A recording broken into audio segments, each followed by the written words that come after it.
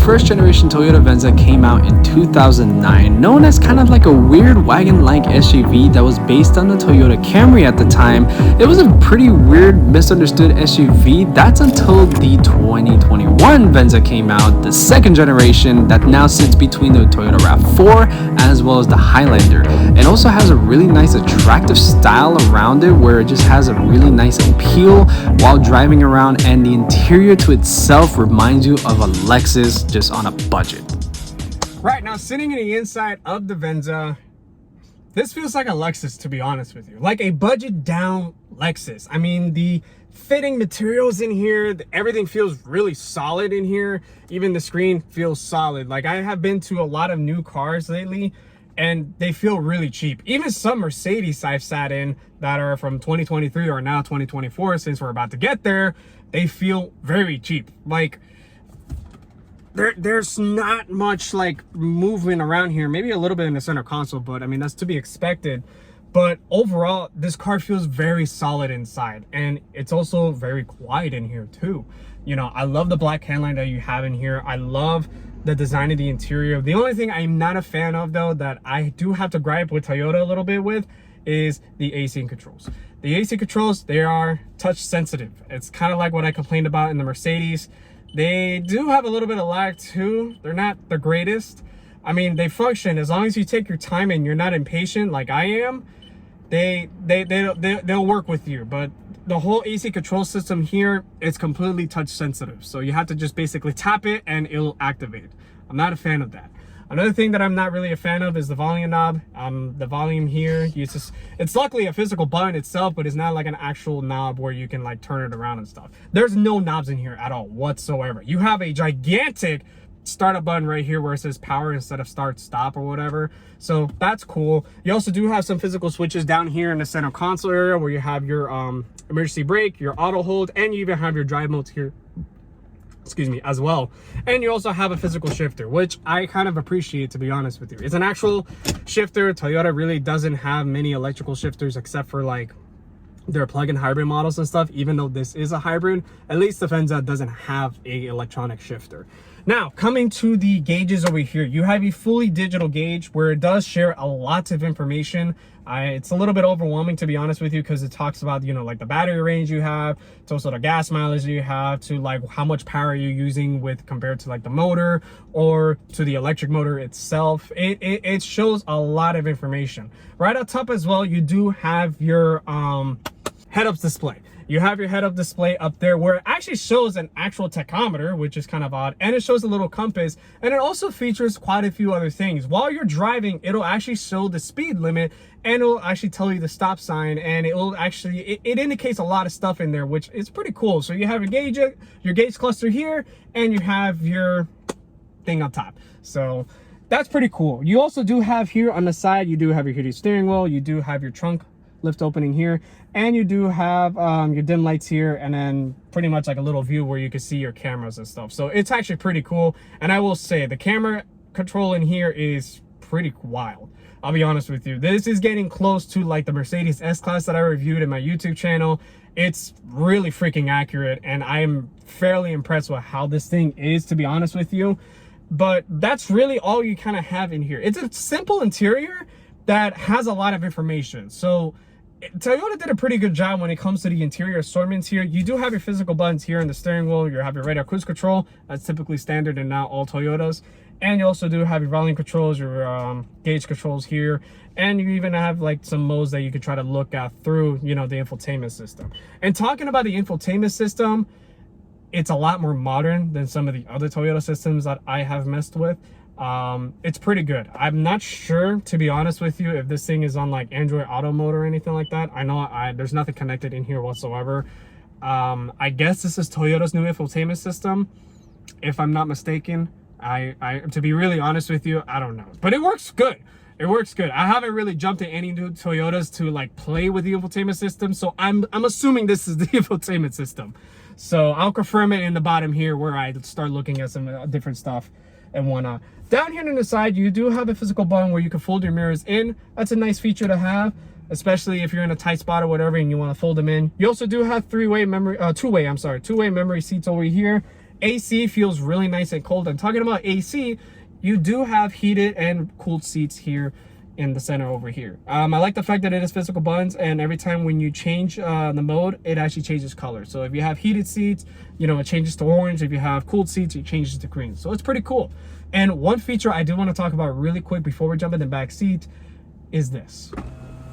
You do have a full panoramic sunroof in here, and it's really nice to have that, and it goes pretty far back all the way to the back seats. From compared to the Mazda CX-50 I've driven, this panoramic sunroof is actually quite bigger. So that's a cool feature. And one other feature that this thing has that not many other cars have is you press this button here and it views off the sky. So even if you want to have the panoramic sunroof out but you don't want the sun hitting you, you have this to block it. So it is the ultimate peasant blocker that you can have in your Toyota Venza, and it's pretty cool. It's actually really cool, especially at night if you want to just look at the stars and whatnot.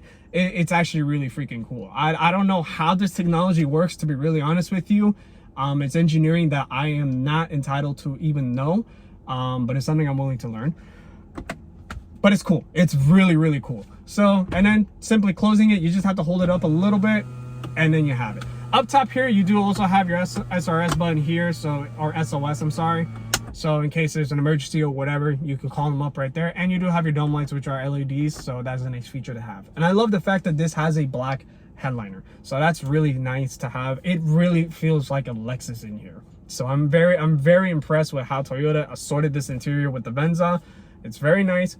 The seats are ridiculously comfortable, and the seating position, it's not terrible either. It's actually fairly decent. I thought I was going to be disappointed with it. I wish the steering wheel maybe slightly closer to my hands, but it's not terrible. Like, I can tolerate it with no issues at all whatsoever. I've been through worse, way worse. So you don't really see the hood that much. You kind of have to lift up a little bit in order to see the hood, but everything here, I sit nice and low. I have really good headroom, even with the panoramic sunroof. And I'm very comfortable. Like, even I can rest my hand up here and I'm still really comfortable. Let's jump in the back seat. All right, now sitting in the back seat of the Toyota Venza. Mind you, I am not sitting directly behind the driver's seat. There's some stuff on the floor, so I don't really want to move it. But I did adjust the passenger seat to like how I would sit in a Venza. So let's talk about the space really quick. The space is okay. Obviously you can adjust the seating and then you can fit more comfortably. I'm about 6 feet tall, so for me, I fit fine. Like, I could sit here with no issues in my own seating position, but obviously if you have someone in front of you that's shorter, you can be perfectly fine back here. It's not bad whatsoever over here. My knees hit a little bit, but it's not that big of a deal. My headroom though, it's pretty tight. If you were taller than 6 feet tall, you would probably just hit the ceiling a little bit. But for me, if you're just below 6 feet, or if you're just at 6 feet, maybe 6'1", pushing it, you could sit here fine and it won't be really much of an issue. That's if you're not claustrophobic though. You do also have an armrest here in the center. Doesn't really have anything at all whatsoever, which is kind of surprising given the fact that these Venzas are a little pricey. But you do have 2 cup holders here, and you can rest your arm here, and you can be perfectly comfortable back here. And also on top of that, you do have some AC vents in the back seat, so it's nice and convenient. And you also do have a very nice view of the sunroof. Obviously, I have it in this mode where it blocks the sun completely, so you're just kind of seeing just white glass up here. But if you just ask the driver or the passenger in front of you to just turn that off, saying you can actually see the sky, you have a really nice view back here. So that's something great that I could say. There's really nothing else that I could say back here at all whatsoever. It's a very simple back seat. There's not a crazy amount of features back here. It's just something where you can sit at and you could be nice and comfortable with no issues whatsoever. Let's go check out the trunk, and we're going to talk about the engine a little bit. Looking at the trunk area of the Toyota Venza, you will notice that it is quite practical. It has about 28.8 cubic feet of space with the seats up and 55.1 cubic feet of space with the seats down. It is very practical, and you also do have the ability to bring the trunk down with a press of a button. And you will notice too, when you look in the inside of the trunk, it is very wide. Even with the JBL subwoofer there, you're still able to fit 2 golf bags in there with just no issues, as well as some extra stuff in there. You are also able to see where you're able to at least use the remote to bring the trunk down or up, or you also have the feature where you can actually kick down underneath the vehicle and the trunk will open up or close, just in case if you actually have a bunch of stuff in your hands, such as groceries and stuff. It's very practical. And looking at the powertrain options that you have in a Toyota Venza, it only comes with one. It's a 2.5 liter 4-cylinder hybrid motor with an eCVT, and all-wheel drive, by the way, is standard. 176 horsepower, and you're able to get 40 miles a gallon in the city and 37 on the highway. It's very impressive. All right, now we're gonna get ready to drive the Venza. So we're gonna just get a feel of how it is. Mind you, this is not a plug-in hybrid at all whatsoever. So this is just a normal hybrid Venza. It's a limited trim from my understanding. So let's just go take it for a quick spin. So right off the bat, whenever I started driving this Venza, like I said, I noticed how good the quality is inside here. In terms of reliability, I'm not entirely sure how the reliability is in terms of long-term. But so far from the owner of this vehicle, he has had no issues with this thing whatsoever. So, and this car has, I believe, let me confirm that right now. I don't know what I'm doing. Anyways, taking off in the Venza. So we're gonna just take it out on the city for just a little bit. We're not gonna take it on the highway at all whatsoever, but just to kind of get a little small feel of how it is and what it's like to drive one of these things. So let's just see how the 4-cylinder with the hybrid motor goes. Right off the bat, there's one thing that I do have to complain about, and it's not the car's fault particularly, it's just the tires. The tires are kind of loud in here. There's not that much wind noise when you're on the highway. I had taken this on the highway one time. Well, I've been in the highway with this thing one time, but it's very, very quiet. The only thing you honestly hear in here is the tires. That's the only thing that I had to complain about. If there's really good tires in here, like Michelin's and stuff, you're not gonna really hear much at all in this car. That's the only gripe that I have, but that's mostly because of the tires. It's not really to do with the car. In terms of really everything else, the blind spots that you have in here, they're not terrible. In the front, it's okay. You do have a gigantic, you know, B pillar right here. And in terms of the C and D pillar back there, it is pretty bad. If you're turning in a certain angle and you have to look back there, it is pretty bad. That's the only thing that I had to gripe about this Venza as well. The blind spots in here are kind of bad, especially back over there. It's pretty bad. I can't really say anything that is good or anything like that. I've driven older cars and stuff, and I've noticed that all the pillars and stuff are a lot thinner and it's easier to view out. The newer cars nowadays, especially with all the airbags, all the safety features and stuff, it becomes a little bit more of a struggle. I mean, it's not as bad as a Camaro, so I can say that at least. But anyways, now driving off right now, we're going about 40 miles an hour in here. It's, like I said, it's very quiet, and the powertrain in here is very, very smooth. You don't even hear the 4-cylinder, honestly, in here. It's like extremely, extremely smooth powertrain, and even the engine switching to battery to normal engine mode and stuff, you don't even honestly feel it. That's the good thing about Toyotas. They have truly pioneered hybrids, at least in their lineups, to where you don't even feel, you know, the engine transitioning from battery to gasoline mode. It's just really, really smooth and flawless. I have to give props to Toyota about that. What I don't like, though, that I had to give props to Kia and Hyundai about, is the transmission. I hate eCVTs a lot. This is an eCVT transmission, so it's under like an Atkinson cycle, and it just sounds like garbage. Like whenever you're accelerating this thing, it sounds like absolute garbage. But I mean, you're not driving this thing to, you know, haul ass or anything like that. You're just driving this thing to go to work and back, or just, you know, do other stuff or whatever. This is just a good point A to point B car that has really good fuel efficiency. And talking about fuel efficiency, I have the numbers right here, but I have seen this owner actually put over 500 miles in a tank. And comparing that to maybe some other cars like, let's see, I guess a regular gas-powered RAV4, not the hybrid, but a regular gas-powered, that car does have a little bit of a bigger gas tank. The gas tank in here is very small, and you can do over 500 miles in this thing. Hell, I drive a Toyota Sequoia that has a 26-gallon tank, and I barely go over 300 miles in a tank in that thing. So the fact that this thing has such a tiny little gas tank and it can go over 500 miles just at ease is very impressive. That's the ability and the benefit that you get when driving a hybrid car.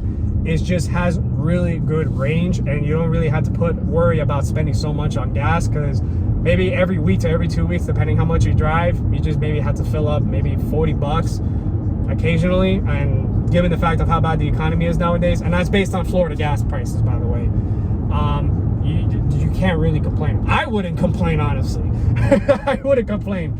But with the other stuff in here, like when it comes to the JBL speakers, it's really good. Number one, I actually do like the bass and also the clarity that the speakers come out with. I'm not going to say they're the best, but they're fairly good for a car.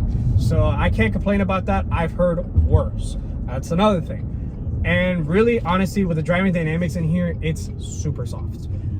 The suspension in here that is tuned in the Venza is extremely soft. You don't really feel that many bumps. It absorbs bumps really good, and it does have electric power steering, of course, like every other modern car nowadays. But it has good inputs. It has good inputs. I don't really feel the road, honestly. I can't have good communication with this car, but that's not what the Venza is about. The Venza really is mostly about going to point A to point B comfortably and efficiently. And acceleration, I'll just do a little small pull. It really doesn't have that good pull. I mean, it's a hybrid, you know? I mean, it has instant torque, I guess, but you don't really feel a pushback or anything like that. Like I said, this is a car to go to point A to point B, and that's it. That's literally all you're doing, and it does the job very good. So, and in terms of efficiency, in terms of smoothness and stuff, if this car had really good tires on it, like I said, this thing would be really nice to have. And obviously with the gigantic screen you have back here and everything like that, it's really good. So I really can't honestly complain about it. Okay, now currently in talks about the drive mode, since this one does have drive mode, we're currently in eco mode. So this is the most efficient mode that you have. You also do have normal and you do have sport. Let's try out sport. I'm not gonna go crazy in it. Oh god, it responds a lot more. Holy crap. Okay, so the modes do work. It does have a lot more pull in it, that I can say for sure. In normal mode, I would assume that it just drives like a normal car, or like in normally it doesn't really have anything else. But in sports mode, I guess just to do a small tiny little pull in here, nothing crazy. Accelerates the same, it just has a little bit more sensitivity on it, on the throttle. So I guess there's that. The steering wise, it's stiffer, I guess. I don't really feel much of a difference in here. Let's just go back to eco mode because that's just what the car is about. But yeah, literally, the modes are good. They're there, but you're not honestly. I don't see myself even ever using this if I were to own something like this. I just mostly see it as going to work and back, and not have to worry about putting gas in it, or even like worrying about my financials in terms of gas mileage. So, but there are also different trim levels of the Venza. This is one of the more higher trim levels. You of course can get cloth seats. You can of course get different things. I believe you can also get all-wheel drive in the Venza too. So that's something really nice to have. The car is a really good vehicle. And now with Toyota expanding their hybrid lineup, I mean, now the Sequoia has a hybrid engine in it. I heard that is a really good truck. The Tundra has a hybrid. The new Tacoma that's about to come, that's about to be, you know, shipped into dealerships and stuff, that has a hybrid powertrain now, if as an option, of course. And the RAV4, there's the Prius, of course, and you also have the Sienna that I believe it's the same powertrain as this, hybrid. So Toyota is really expanding the hybrid lineup very, very well, and very, very quickly too. Obviously, there is a big concern when it comes to reliability. Yes, there has been confirmation that Toyota has not been the best reliable vehicle anymore like they used to be. I mean, like my Sequoia has a 4.7 V8 and that thing still runs like nothing. It still runs like it was brand new back in 2003. But I do see that Toyota's hybrids are going to be the more reliable vehicle to buy over the competition. Right now, Mazda doesn't even have a hybrid vehicle at all. They're just about to release one, but they haven't done anything yet. Ford has been doing hybrids for a good while, but like the truck, like the F-150 hybrid, that is absolutely horrible in terms of reliability from what I've heard. And some of the hybrid cars, they're all right. The Fusion, I think, is the most reliable hybrid Ford has made, as far as I know, but I haven't really tested out any of their other cars like the C-Max or like the Escape hybrid and stuff like that. Ram also is about to have a hybrid as well. All the automakers are really following up, and the only one that I can say that is pretty close up to par with Toyota, I would honestly say, is Hyundai, Kia, and Honda. Though Honda is a really good competitor with Toyota, and they do have some really good hybrids. The Insight is a really good hybrid. There's also the CR-V that is also very famous for being a really good hybrid and also to have really good range. So there's obviously competition out there. You just have to pick and choose which one do you prefer yourself to have. The Venza is in a class kind of on its own, to be honest with you. It used to be this station wagon like SUV. Now it's just kind of in the competition to like where the Ford Edge is at. So that's at least like the mid-size SUV that the Venza is in. So if your price range is around like what this thing costs, it's a really darn good SUV, and it's a really efficient one too. But in terms of like, if you want something a little bit cheaper, if you want something a little bit more compact, you of course do have the RAV4, and you also have the CR-V and stuff, and those are really good hybrids as well. But in terms of this class, I have got to be honest with you, this one is really freaking good. This car, I believe, is based also on the Lexus RX 500. I think that's what it's called. I don't know the name of the new RX, but it has a hybrid motor, and I believe it has a turbo engine as well in there. So that's obviously the more luxurious counterpart. But if you want to budge down a little bit, you're not going to complain about the quality of the inside in this car. It's really good. The buttons, assortments, and everything like that, they're well assorted out, so you can't really complain about it at all. If you like the touch sensitive part of the car, then you can't complain about it. It is the future. Like, honestly, the infotainment system is about to be everything. I mean, majority of cars nowadays, they have their all AC controls, volume controls, everything in the stupid screen nowadays, which I'm not a fan of, but a lot of people like that. So, and you have a lot of information that you can see with the infotainment system, and same thing with the gauge clusters. They're now becoming fully digital, and a lot of automakers, they're following onto that. So my pick, I honestly would say the Toyota Venza. It is a really good car. Let's close the video. Comparing to other midsize SUVs out there, the Toyota Venza is a really good option, especially given the fact of it is a hybrid as well. So you're always going to have really good gas mileage, and comparing to majority of other SUVs out there, you can never go wrong with the Toyota. The Venza, definitely a pick that you should check out. Until next time.